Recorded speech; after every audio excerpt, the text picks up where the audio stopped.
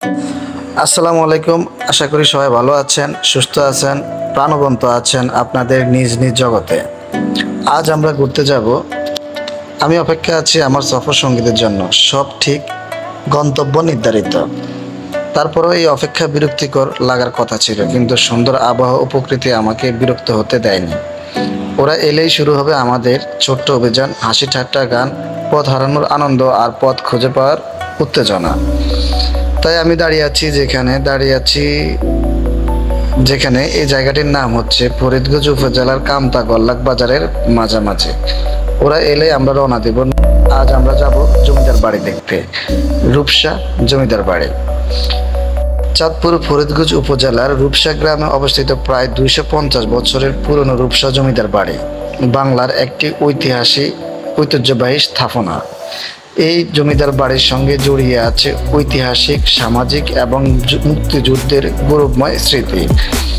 ধারণা করা হয় জমিদার আহমদ রাজা এই জমিদার বাড়ির প্রতিষ্ঠাতা ছিলেন।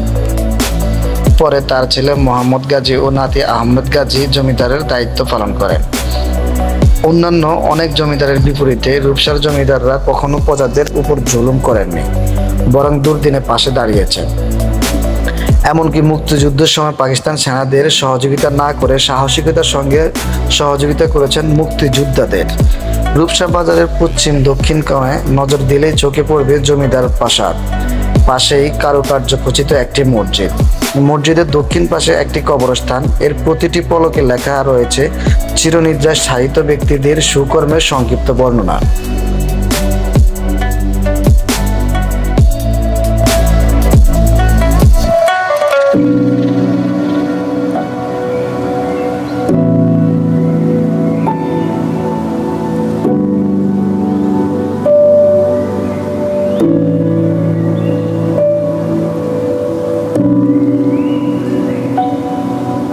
পথ ধরে সামনে এগোতেই চোখে পড়বে ঘাট বাঁধানো দিঘি।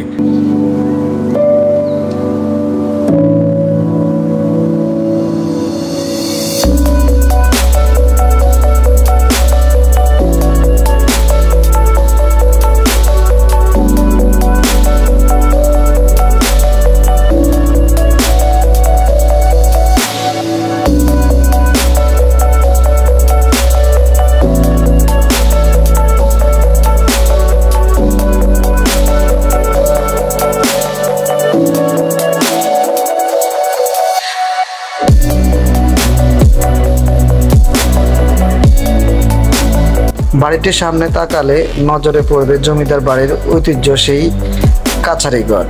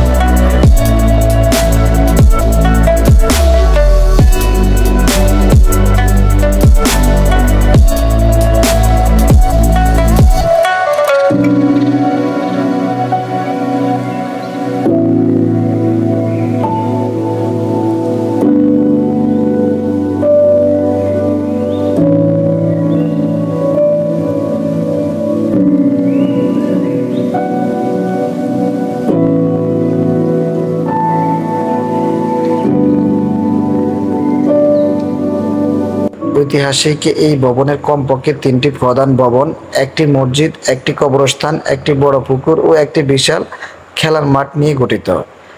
এছাড়াও এখানে রয়েছে ওয়াকফ করা জমি, মাদ্রাসা, মসজিদ ও উচ্চ বিদ্যালয়, জনকল্যাণমূলক নানা স্থাপনা।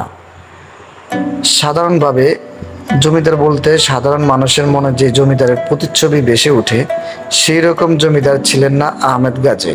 তিনি মানুষের পাশে সবসময় ছিলেন। জনকল্যাণ কাজে তিনি কৃষকদের জমি ওয়াকফ করেছেন। এছাড়াও শিক্ষা প্রতিষ্ঠানের জন্য তিনি আমূল কাজ করেছেন। তার মধ্যে রূপসা আহমদিয়া উচ্চ বিদ্যালয়, রূপসা আহমদিয়া সিনিয়র মাদ্রাসা রূপসা স্কুল উল্লেখযোগ্য। একই সঙ্গে তিনি ছিলেন অত্যন্ত ধর্মানুরাগী। ইসলাম ধর্মের প্রচার ও প্রসারে তিনি অকৃপণভাবে অনুদান দিতেন। রূপসার সুপ্রাচীন মসজিদ তিনিই প্রতিষ্ঠা করেন। এছাড়াও তার জীবদ্দশায় তিনি আরও অনেকগুলো মসজিদ প্রতিষ্ঠা করে গেছেন।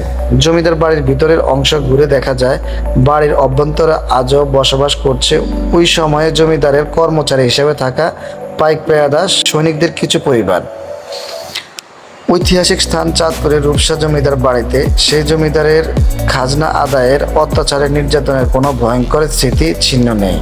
তাই তো আজও সাধারণ মানুষের কাছে অনেক স্মরণীয় আর ভালোবাসার স্থান হিসেবে রয়ে গেছে রূপসা জমিদার বাড়ি। জমিদারের জমিদারি না থাকলেও এতটুকু সম্মান আর শ্রদ্ধার কোনো ঘাটতি হয়নি প্রজাপ্রিয় জমিদারের প্রতি সাধারণ মানুষের। তাই তো এই এলাকার সাধারণ মানুষ আজও জমিদারের পুণ্যময় কাজগুলো প্রশংসা করতে ভুলেন না। জমিদারি প্রথা থাকাকালীন প্রজাদের খাজনার টাকা ভোগ বিলাস না করে শিক্ষা প্রতিষ্ঠানে, রাস্তাঘাট, মসজিদ, মাদ্রাসা সহ অনেক কিছু স্থাপন করে গেছেন জমিদাররা। এটি কেবল একটি ভ্রমণ স্থান নয়, বরং আমাদের ইতিহাস, সংস্কৃতি ও দেশপ্রেমের এক জীবন্ত সাক্ষী।